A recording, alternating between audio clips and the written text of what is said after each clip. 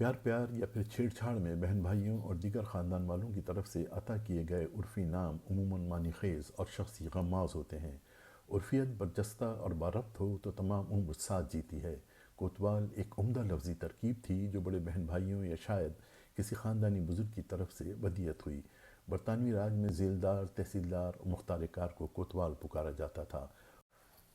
کوٹ یعنی قلعہ اور وال کا مطلب حاکم۔ کوت انگریزی میں اسلحہ خانے کو بھی کہا جاتا ہے اور وال کا مطلب نگراں۔ اس میں بامسمى اختیار، حاکمیت اور عنان مطلق کا اظہار ہے۔ کوتوال سن شاید درست شناخت نہ کیا جا سکے، مگر قیاس ہے کہ اواخر 40 کی دہائی میں موضوع فتح آباد ضلع آگرہ کے محلے پٹھانہ میں ہنستے کھیلتے دیا گیا یہ نام تاعمر اپنا رنگ جماتا رہا۔ حیرت کی بات ہے کہ نام ایک بچی، لڑکی یا خاتون کو اس وقت تفویض ہوا جب بر صغیر میں ضلع انتظامیہ یا پولیس میں خواتین افسران مجاز کا دور دور تک نام و نشان نہ تھا۔ یوں تو محترمہ نعیم کوثر اپنے بہن بھائیوں میں چوتھے نمبر پر تھیں، مگر مصدقہ بیانات اور شہادتوں کے مطابق کمانڈ اینڈ کنٹرول میں آپ کا دور دور تک کوئی ثانی نہ تھا۔ کوتوال کا خطاب تفویض ہونے کی یہی وجہ بنی۔ کوتوال کا لڑکپن یو پی کے ضلع علی گڑھ کے مختلف علاقوں میں بھی گزرا کہ محکمہ پولیس میں ملازمت کے باعث ان کے والد مختلف تھانوں میں تعینات رہے۔ سماجی چلن کے تابع انہیں بھی والدہ کی تربیت اور قربت میسر رہی۔ امور خانہ داری بالخصوص سلائی کڑھائی میں دلچسپی لی اور مہارت حاصل کی۔ پھر یہ خاندان بتدریج پاکستان چلا آیا۔ 1964 میں جناب عبدالزاہد خان کے ساتھ رشتہ ازدواج میں منسلک ہوئیں۔ یقیناً یہ کوئی اتفاق نہیں بلکہ کائنات کی سوچی سمجھی تجویز ہوگی کہ ان کے ہاں اپنے وقت پر میں بھی پیدا ہو گیا۔ وہاں پر اب تک جو کچھ لکھا گیا ہے اس میں حیرت انگیز مماثلتیں اور قدریں مشترک ہیں جو اس موضوع پر مزید کچھ لکھنے کو مشکل تر بناتا ہے کہ مائیں تو سانجھی ہوتی ہیں۔ عرصہ قبل قدرت اللہ شہاب کا ماجی پڑھا اور میکسم گورکی کی دی مدر سے متاثر رہا۔ دل تو چاہا کہ یہ سطور لکھنے سے پہلے عرصہ نو نظر گردانی کی جائے، مگر پھر گوارا نہ ہوا کہ کہیں اسلوب متجاوز اور بیان حد سے نہ گزر جائیں۔ منورانہ کا ناول ماں، وقار بن الہی کا ماں میں تھک گیا ہوں، اور پنجابی زبان کے میاں محمد بخش مائے نی میں کنوں اکھاں درد بچھوڑے دا کی گونج بھی محو نہیں۔ سوانے لکھنا مشکل کام ہے، سچ لکھنا اور مقدس رشتوں پر لکھنا بہت مشکل ہے۔ اس کا ادراک مجھے بالخصوص اپنی پہلی کتاب ڈیڈی کے تحریری کشت سے گزرتے وقت ہو چکا ہے، جو پاکستانی زبانوں میں والد کی واحد سوانح ہے۔ نصابی الفاظ اور انسانی سیرت کی فرشتہ وار پیشکش سے ہیچ قبولیت پر کوئی آمادہ نہیں۔ انسان مگر انسان ہی ہے۔ عصمت چغتائی نے بھی تو دوسخی لکھا ہے۔ گود سے باہر امی کا پہلا حوالہ جو یادداشت میں باقاعدہ محفوظ ہے، جب وہ کسی پڑوسن کو میری عمر 2.5 سال بتا رہی تھیں۔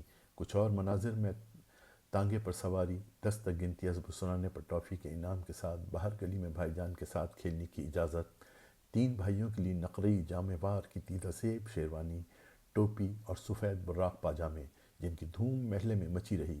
نیز ڈیڈی کے کمرے سے لی گئی تصاویر اب تک محفوظ ہیں، اور اسکول سے پہلے دن واپسی پر امی کی ڈی بریفنگ شامل ہیں۔ ایک روز میں نے جان کر خود کو بہت بلند محسوس کیا کہ میرا قد روٹی پکاتے بیٹھی امی کے برابر ہونے والا ہے۔ میں اکثر امی سے لپٹا رہتا، بالخصوص حالت آرام میں جب کروٹ لیٹتیں تو ان کی ٹانگوں پر دراز ہو کر سکون پاتا تھا۔ امی انتہائی درجے کی اعلیٰ منتظم اور تربیت کار تھیں، جو نظم و نسق، قاعدے قوانین کی پاسداری اور گفتگو کے آداب پر یقین رکھتی تھیں۔ ان کی خوبی ارد گرد آباد گھرانوں کے لیے بھی مشعل راہ تھی۔ پڑوسی بسط اصرار اپنے بچوں کو امی کی صحبت میں وقت گزارنے اور بہتر تعلیم و تربیت کے لیے ہمارے گھر بھیجا کرتے تھے۔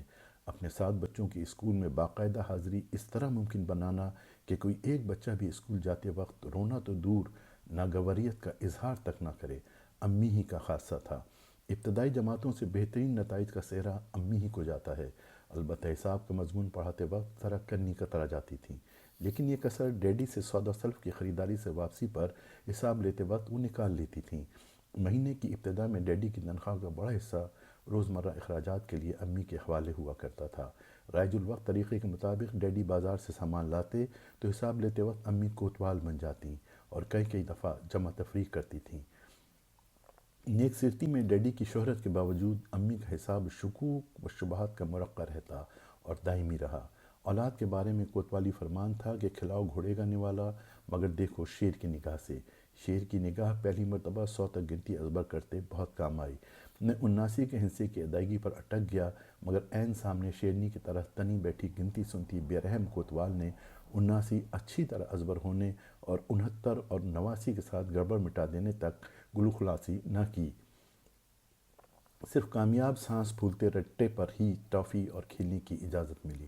گھوڑے کا نوالا پیتل کے بڑے تسلے میں تیار ہوتا تھا۔ بڑی مقدار میں آٹا گوندتی اور کھلاتی جاتی تھیں کہ ہم گھوڑوں میں کسی کے بھوکا رہ جانے کا احتمال نہ ہو۔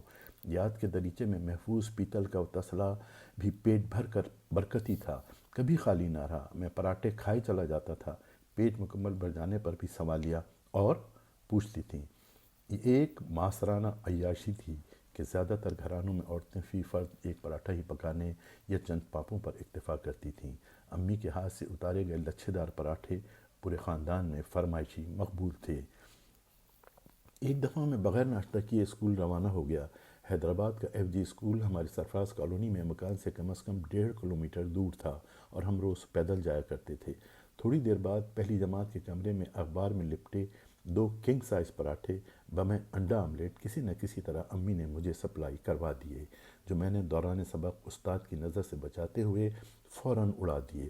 واللہ تمانیت بلکہ تعامانیت بھرا وہ ذائقہ آج بھی حدود ذہن میں زندہ ہے۔ 79 کے ہندسے پر امی کی محنت رنگ لائی اور عرصے بعد میں لانگ کورس میں شمولیت پر کاکول چلا گیا۔ پہلی چھٹی پر گھر آیا تو ڈیڈی نے کوتوال کے سامنے پیشی کروائی۔ وہ یہ کہ گھر سے رخصت ہونے کے بعد امی نے فضیحہ کرتے ہوئے ڈیڈی کو مزد الزام ٹھہرایا کہ انہوں نے مجھے روانہ ہونے کی اجازت کیوں دی۔ دراصل امی کے ذہن میں تھانے کے وہ رنگ روٹ تھے جو اکثر بھوکے پائے جاتے تھے۔ وہ جنگ عظیم کا دور تھا اور دنیا بشمول ہندوستان غذائی قلت کا شکار تھی۔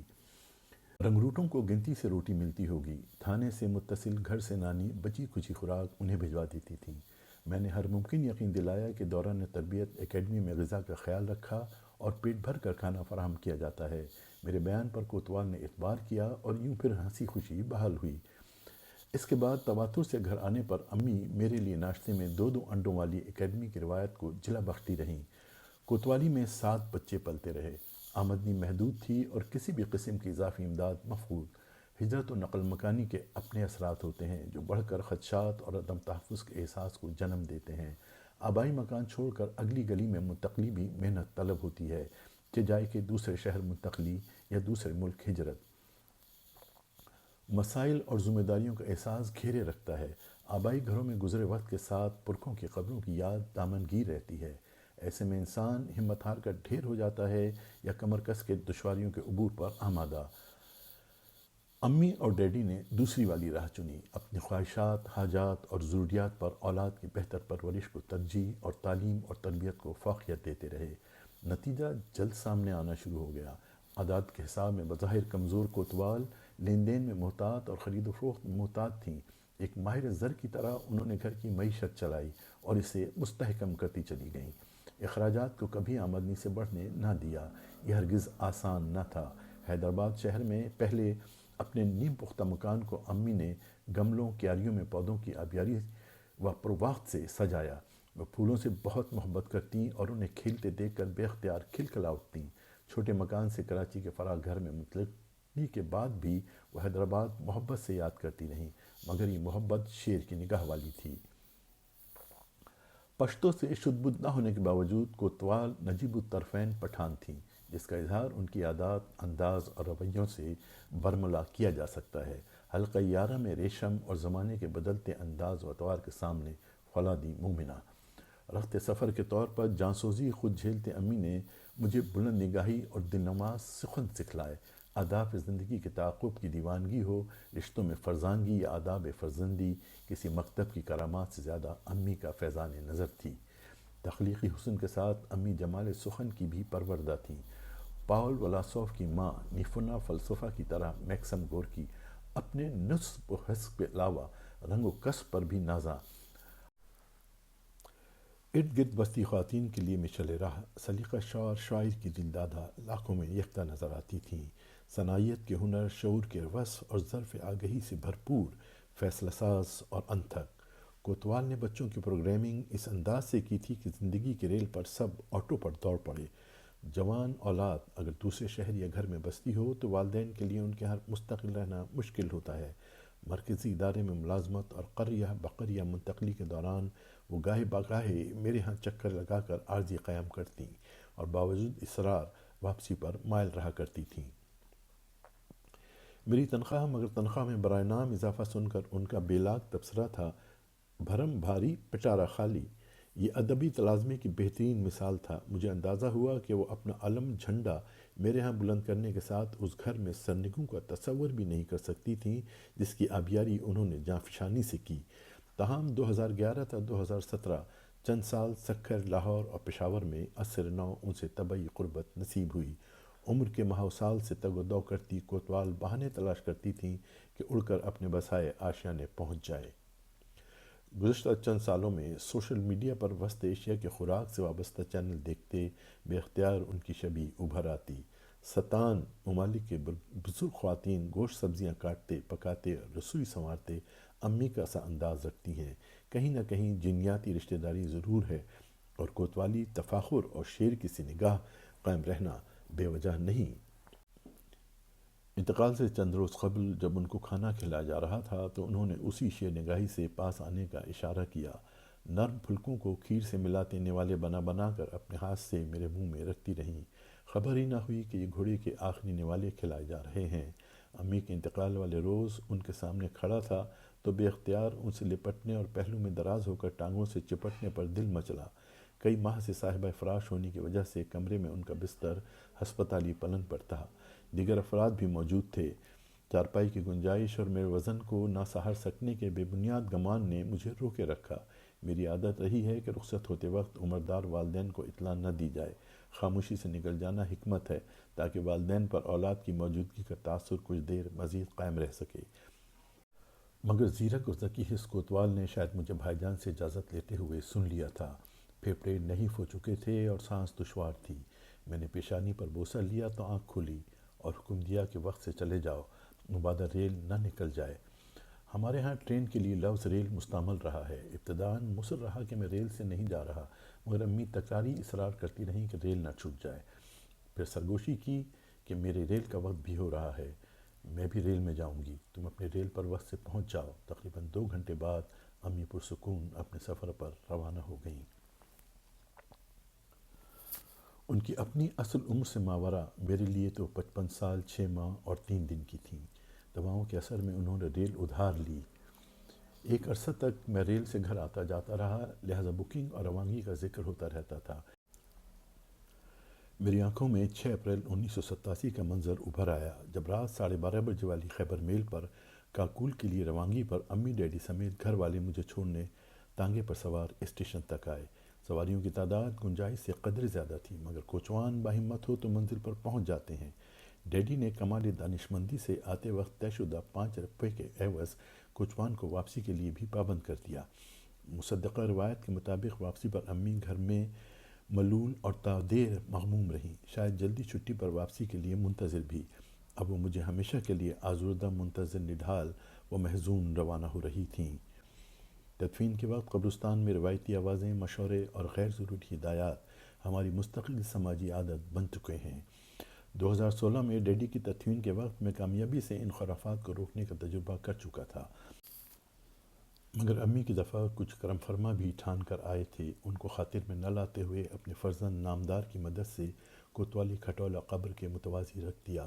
قبر میں اتارتے وقت بھی مفت مشوروں پر دھیان نہ دیا۔